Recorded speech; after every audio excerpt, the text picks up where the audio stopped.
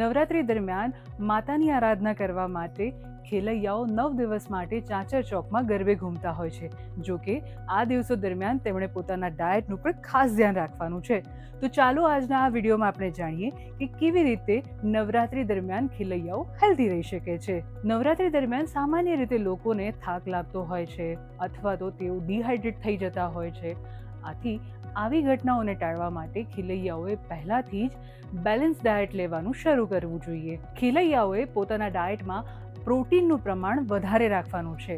તેમને પોતાના ખોરાકમાં પનીર, દૂધ, ક્વિનોઆ, દહીં, બાજરો, બદામ, અખરોટ, અંજીર, ખજૂર, સીડ્સ અને તલ જેવા ખાદ્ય પદાર્થો લેવા જોઈએ, જે તેમના શરીરમાં પ્રોટીનનું પ્રમાણ જાળવી રાખશે. આ સમયગાળા દરમિયાન ખેલૈયાઓએ પોતાના ખોરાકમાં શકરિયા, કોળા, લીલા પાંદડાવાળા શાકભાજી અને ફળોનો ભરપૂર પ્રમાણમાં ઉપયોગ કરવાનો છે, જે તેમના શરીરમાં પોષક તત્વોને તો જાળવી રાખશે જ, સાથે જ તેમનું પેટ ભરેલું છે તેવો અનુભવ આપશે. ખેલૈયાઓને ગરબા ગાતી વખતે પુષ્કળ પરસેવો થાય છે, આથી તેમણે આ સમયગાળામાં પૂરતા પ્રમાણમાં પાણી પીવાનું છે. સાથે જ તેઓ લીંબુ પાણી, છાશ અથવા તો નારિયેળ પાણી પણ લઈ શકે છે. પોતાના પાણીમાં તેઓ ચિયા સીડ્સ પણ ઉમેરી શકે છે.